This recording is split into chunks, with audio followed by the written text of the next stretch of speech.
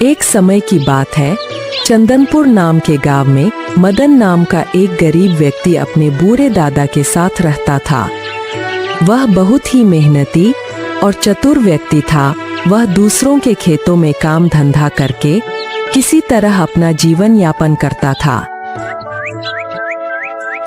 अगर उसे किसी दिन लोगों के खेतों में काम नहीं मिलता तो वह जंगल की तरफ चला जाता था और कभी लकड़ियां चुनकर लाता तो कभी जंगल से फल तोड़कर घर ले आया करता।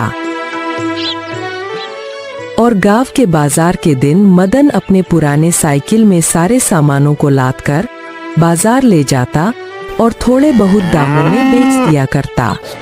अरे भाई केले ले लो, आओ आओ जल्दी आओ, केले ले लो, मात्र 15 रुपए दर्जन।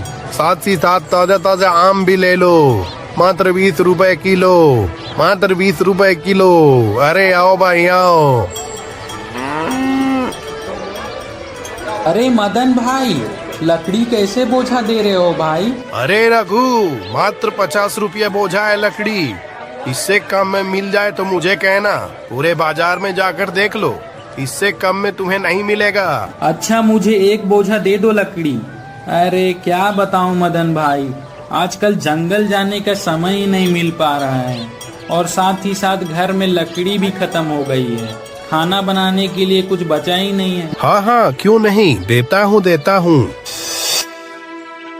इतनी मेहनत करने के बाद भी मदन 2 समय का भोजन बहुत मुश्किल से जुटा पाता था। वह हमेशा सोचता था कि काश उसे कहीं से थोड़ा सा धन मिल जाए तो वह व्यापार करके खूब सारा धन कमाए और इस गरीबी से हमेशा के लिए छुटकारा पाए। मगर इतनी मेहनत करने के बाद भी उसे कहीं से धन नहीं मिलता। मदन के दादा बहुत ही बूढ़े हो चुके थे। उन्हें देखकर ऐसा लगता था कि किसी न किसी दिन वह दुनिया छोड़कर चले जाएंगे। एक दिन की बात है, सुबह सुबह मदन के दादा मदन को अपने कमरे में बुलाते हैं। मदन बेटा, अरे ओ मदन बेटा, जरा मेरे पास आना, मुझे तुमसे कुछ जरूरी बात करनी है। मदन बर्तन साफ करना छोड़कर अपने दादा के पास जाता है। क्या हुआ दादाजी, आप क्यों मेरा नाम लेकर बुला रहे हो? बेटा, अब मुझे लगता है कि मैं थोड़े ही दिनों का मेहमान हूँ। आप ऐसा क्यों बोल रहे हैं दादाजी? तभी मदन के दादा अपनी पोतली से एक हीरे जैसे दिखने वाला सामान निकालकर मदन को देते हुए बोलते हैं, ये लो बेटा, मेरे पास तुम्हें देने के लिए कुछ भी नहीं है। ये लो हमारे खानदान की आखिरी निशानी, बस यही मैं तुम्हें दे सकता हूँ। मदन उस हीरे जैसी दिखने वाली चीज को देखकर बहुत खुश हो जाता है। कुछ दिन ऐसे ही गुजर जाते हैं। अब मदन के दादा दुनिया को अलविदा कह चुके थे, लेकिन जब भी मदन उस हीरे को देखता वह अंदर ही अंदर खुशी से झूम उठता। मदन उस हीरे जैसी दिखने वाली चीज को देखकर हमेशा रात को सोचता, मैं इस हीरे से मिलने वाले पैसों से मैं एक अच्छा व्यापार करूंगा और जल्द ही अमीर हो जाऊंगा। अगले दिन सुबह सुबह मदन जल्दी उठकर गांव के ही प्रसिद्ध जौहरी के पास जाता है और मदन जौहरी को हीरा दिखाते हुए बोला, जौहरी जी, ये देखिए मैं आपके पास बेचने के लिए क्या लाया हूँ। आप इसका कितना मूल्य देंगे बताइए? हीरे को देखकर जौहरी ने अच्छी तरह परखा और एक मुस्कान के साथ बोला, अरे मदन भाई, ये क्या उठा लाए हो? ये कोई हीरा वीरा नहीं है, ये तो एक साधारण कांच का टुकड़ा है। बस इतना सुनते ही मदन के पैरों के नीचे से तो जमीन ही खिसक गई, जैसे उसके सारे सपने चूर चूर हो जाते हैं। वह अंदर ही अंदर बहुत दुखी हो जाता है और अपना हीरा लेकर वापस अपने घर की ओर चल पड़ता है। लेकिन मदन हार मानने वालों में से नहीं था।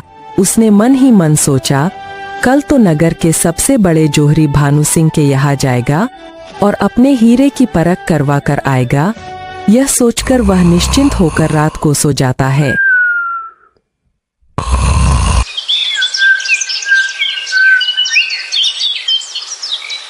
अगली सुबह मदन नगर के रास्ते के लिए कुछ जलपान का व्यवस्था करके नगर की ओर निकल पड़ता है। भानु सिंह एक बहुत बड़ा जोहरी था। उसके पास देश विदेश से राजा महाराजा, मंत्री, सेनापति के साथ ही साथ बड़े बड़े जमींदार उसके दुकान में खरीदारी करने आते थे। मदन पूरे 50 किलोमीटर का रास्ता तय करने के बाद आखिरकार नगर पहुंच ही जाता है।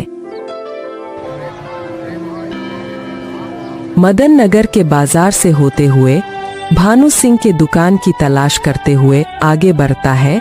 कुछ दूर चलने के बाद मदन भानु सिंह के दुकान पर जाता है। प्रणाम महोदय, मैं आपके यहाँ बहुत दूर से ये हीरा लेकर आया हूँ। बताइए आप इसका कितना मूल्य देंगे? यह कहकर मदन हीरे को जौहरी को दे देता है।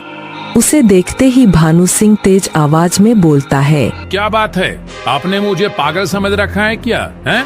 यह पत्थर का टुकड़ा उठा लाए और मुझे हीरा बताकर पागल बना रहे हो? मेरे पास इतना फालतू चीजों के लिए समय नहीं है। महोदय, आप अपना हीरा लीजिए और यहाँ से कृपया चले जाएं। मदन ने बनावटी आश्रय व्यक्त करते हुए कहा, क्या पत्थर का टुकड़ा? नहीं नहीं, ऐसा नहीं हो सकता। यह तो हमारे खानदान की निशानी है। यह तो खानदानी हीरा है जो मेरे दादा को उनके परदादा ने दिया था। दादा के जाने से पहले वो मेरे को यह हीरा सौंप कर गए। अब थोड़ा घर में परेशानी हो गई है तो सोचा इसे बेचकर कुछ पैसे मिल जाते। इतना सुनकर भानु सिंह ने हीरे की परख करके बोला, माफ करना महोदय, यह कोई हीरा नहीं है, यह कांच या पत्थर का टुकड़ा ही है। मैं तो इतना पारखी हूँ कि किसी भी हीरे को देखकर ही बता सकता हूँ कि वह कितने मूल्य का होगा। तब मदन दुखी मन से बोला, महोदय, आप ऐसा करिए ना, मेरे इस हीरे को अगर आप खरीद नहीं सकते हो तो कम से कम आप इस हीरे को अपने दुकान में ही रख लीजिए। अगर कोई ग्राहक आए तो आप इसे बेच दीजिएगा, वरना कुछ समय बाद आकर मैं यह हीरा ले जाऊंगा। मदन की गिड़गिड़ाहट देखकर भानु सिंह का दिल पसीज गया और वह इस बात पर राजी हो गया कि यह हीरा वह अपनी दुकान में रख लेगा। अगर बिके तो बेच देगा और नहीं तो वापस कर देगा। महोदय, आप इस हीरे का कुछ तो मूल्य सोचा होगा ना आपने, जो आप रखना चाहते हो। आप बताइए, मैं इसे ग्राहकों को किस मूल्य पर बेचूं? आप इस हीरे की कीमत लोगों को 20,000 रुपये बताइएगा। इतना कहकर मदन अपने घर को लौट जाता है।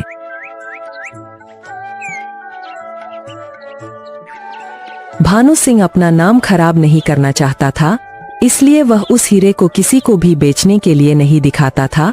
बस वह वैसे ही के वैसे ही पड़ा रहता था। इस बीच बहुत बार मदन दुकान आकर अपने हीरे के बारे में पूछ चुका था, मगर हर बार उसे निराश ही हाथ लगती। एक दिन भानु सिंह के यहाँ एक व्यक्ति आया और उसने खुद का परिचय देते हुए कहा, प्रणाम महोदय, मैं पड़ोस के राज्य हस्तिनापुर के राजा हरि सिंह का सेवक हूँ। राजा हरि सिंह अपनी राजकुमारी को उपहार में देने के लिए एक हार चाहते हैं जिसमें एक हीरे का पेंडल पड़ा हो। यह सुनते ही भानु सिंह उसे तरह तरह के हीरे दिखाने लगा। वह व्यक्ति हीरे देखता रहा, मगर उसे कोई भी हीरा पसंद नहीं आ रहा था।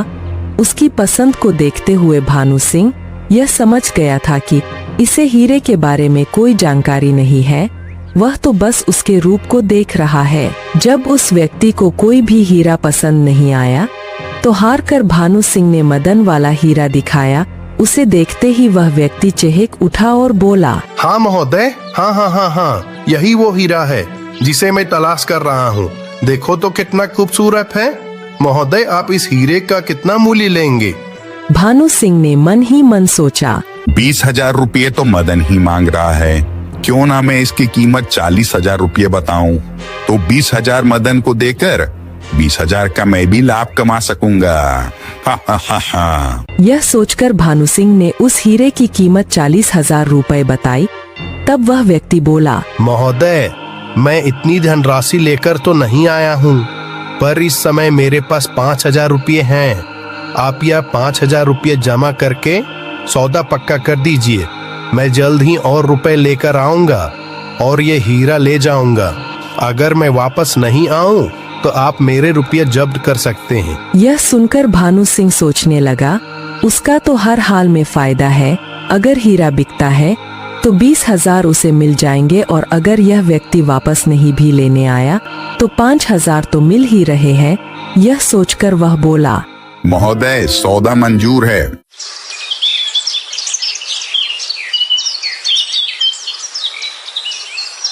इस घटना के 2 दिन बाद मदन आया और भानु सिंह से अपनी हीरे के बारे में पूछने लगा। महोदय, क्या मेरा हीरा बिका या नहीं? अभी तो नहीं।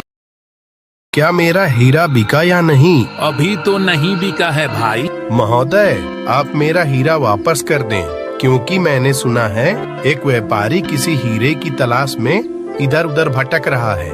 मैं अपना वह हीरा उस व्यक्ति को बेच दूंगा और बदले में उचित मूल्य प्राप्त करूंगा। अगर मैं यह हीरा मदन को वापस कर दूंगा तो मुझे 20,000 रुपये की हानि हो जाएगी। इससे अच्छा है मैं मदन को 20,000 रुपये दे देता हूँ और यह हीरा अपने पास रख लेता हूँ। मदन भाई, मैं सोच रहा था ये हीरा मैं ही खरीद रहा हूँ। मुझे ये हीरा बहुत पसंद आ गया है।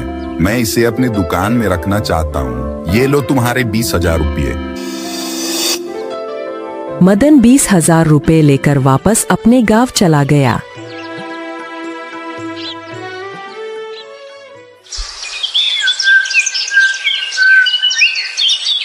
इधर अब भानु सिंह उस व्यक्ति का इंतजार करने लगा जो हीरे खरीदने की बात करके गया था। 2 दिन 4 दिन 2 महीना बीतने को आया मगर वह व्यक्ति वापस नहीं आया। अब तो भानु सिंह को चिंता होने लगी मगर वह क्या करें। उसने सोचा अगर नगर कोतवाल से शिकायत करें तो उसकी कितनी हंसी होगी। लोग सोचेंगे इतना बड़ा व्यापारी होकर एक साधारण व्यक्ति से ठगा गया। और यह सोचकर उसने किसी से कुछ भी नहीं कहा। वास्तव में वह व्यक्ति किसी भी राज्य का कोई सेवक नहीं था, वह तो बस मदन का एक दोस्त था। मदन ने जब हीरा नहीं बिका तो परेशान होकर राज्य का सेवक बताकर भेजा हुआ था। इस प्रकार उसने भानु सिंह को ठग लिया था। मदन ने उस धनराशि से गांव के चौराहे में ही एक व्यापार खोल लिया और खुशी खुशी अपना जीवन व्यतीत करने लगा।